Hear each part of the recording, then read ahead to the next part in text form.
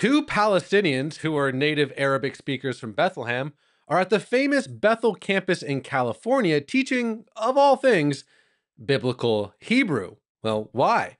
Well, Christy and Daniel Anastas join us now. So, Christy, how did two Palestinians come to start teaching biblical Hebrew?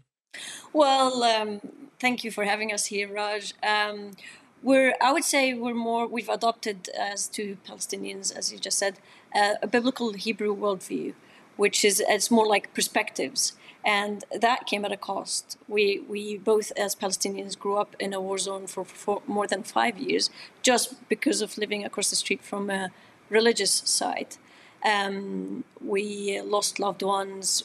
We were woken up with machine guns pointed at our heads by Israeli soldiers. So adopting that worldview Hebraic worldview didn't come at came at a very high cost for us personally and as a family as well. But also what I would like to add is the fact that we, when I started my faith journey and I met Jesus, I realized that he had a Jewish heritage, and that was a very challenging revelation, mainly because my alleged enemy presence was linked to Jesus's heritage. So at that time, I had to humble my heart and reconcile those two facts, which was very hard. And then I believe afterwards that gave God the chance and the opportunity in my life to take me through a journey of forgiving them. Forgiving them Wow. for killing my loved ones, for occupying my house, and not justifying the actions, but more going beyond that and forgiving. And also opened doors for me later to be a bridge builder, which I didn't see coming, and being invited to speak at synagogues about the beauty and the abundance and the blessing of following and having a Hebraic perspective worldview for me as a Palestinian, and explaining to Jews themselves how valuable that is. Wow. Wow. Well, I always tell my wife that you two are two of the bravest, most incredible people I've ever met. I've known you guys for years. But Daniel, how did understanding the Hebraic roots of Scripture help illuminate the Bible for you? It actually did in so many aspects, so many ways. If I want to put it into the best illustration, it would be like watching TV from black and white to color. So, for example, there's this example that touches my heart every time I think about it. That speaks into the story of Moses, where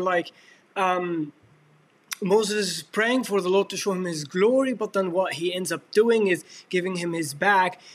Culturally, from a biblical, Hebraic perspective, it's like he was showing him the future.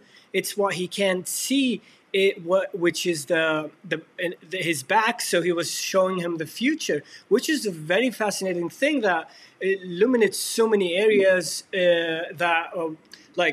through our faith journey, even our lives. And there's also an emphasis on the difference between Greek and Hebraic in this instance, where Greek is your future in front of you, but Hebraic is no, your future in your back. So it is what you can't see. So just that kind of difference, throughout my journey, I would say I would love to promote both of these two worlds, and so they can work together, bringing these two different perspectives.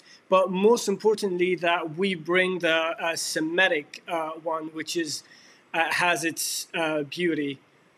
I agree wholeheartedly. The more that I learn, even basic words like what does the word ekol, like all, what does that mean in Hebrew, and how, even from an apologetic standpoint, like when God says all this or all that, what does that mean? It helps for me as a beginner apologist start to unravel what God's intending to say in these moments. And so just that one word has been something personal for me, where I was like, okay, now I see what you're up to. But Christy, to go back to that original point, Palestinians teaching Hebrew, that is not usual. That is not typical. What has been the reaction to it? Well, we had a few Messianic Jews join our course when we taught some here at Bethel Campus. And one of them stood up and said, Well, back in Israel, I've been, told by my people several times, don't get near Palestinians. It could be dangerous. It could be unsafe. And here I am sitting, learning the Hebraic roots of my faith from them, and that was very moving for everyone else who was sitting in the course in the classroom. I think it was very moving to us, but also it puts us in a very tricky position in so many ways, I'd say theologically and politically, but I'm going to focus on the theological one because, as Palestinians, we're expected to adopt perhaps more of the Palestinian Christian liberation theological point of view, which, tries to separate the biblical prophecies from the land and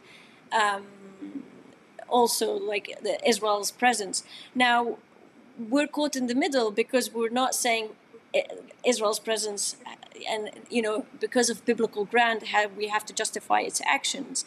No, but we're also not adopting the separation between those to the land and biblical prophecies. So that really puts us in a very tricky position as two Palestinians. I admire you guys so much for even having the courage to come on here and just say these things. Obviously, there's a lot more that we could say, but you are self-editing, and I appreciate that because you have to choose your words very, very, very carefully. But I appreciate so dearly and so deeply, your bravery for even saying what you're saying right now. But Daniel, maybe in closing, for my friend here who's watching that feels inspired right now, what would you want them to know about what you're doing, what you're hoping to accomplish? What's your message to my friend here watching? I would say I would share my realization of that the Western Christianity had brought the church into like this far, but there's that call or charge, I would say, to start realizing, start having the passion and the heart for the original Semitic based faith, where we can have that like the church gets to be connected with the world events and with the times and the seasons, especially because in the book of Daniel, chapter 7, verse 25, we're like, the adversary will try to change times, and this is like our charge. We're like, we need to get back to that rhythm, to those rhythms where we're capable of connecting with the storyline and the foundation of things. I would add to that, it's like that we need to understand the past, which is before us in the Bible, so we can see the future or have an idea of what the future holds almost. And, and as Daniel mentioned that verse, there's been a mistranslation. If you go back to biblical Hebrew, actually it does say that the adversary is going to try and manipulate time to deceive the elect ones. So what time is he going to try and manipulate? It'll be probably linked to the Hebraic times or the times in the Bible. So we need to go back to the roots as we get closer to perhaps what people believe the very end of the end times. Mm-hmm. Well, again, I just so admire. I love you guys both to death. And obviously, there's a lot more that we can say and will say in future videos. But as from now, maybe in a final closing question, how can my friend here be praying for you guys? I would start by asking for people to pray for the protection of Christians in the region. That includes Messianic Jews and Palestinians, and in the Arab world. Also for more people in that region to know Jesus and meet him, because that would facilitate maybe a quicker move of revival in the region, which I believe is necessary. And for us, maybe, I don't know, I would say protection, also protection for our family. What we do is not easy at all. And I'd say, if you want to add anything. Yeah, I would like to add that that more people would have, I would pray, just a prayer for more people to have the heart and the passion to step into that aspect of history, that aspect of the Bible, and that aspect of the heart of the Father. Yeah.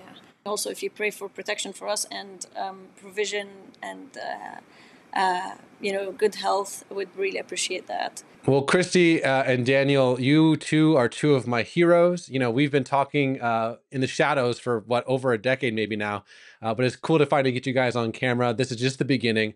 I love you guys so much. I cannot think of two people I'd rather my friend here be praying for. These two are two absolute game changers, and I love them more than I can explain. But as for now, Christy and Daniel Anastas, thank you so much. Thank you for having us here.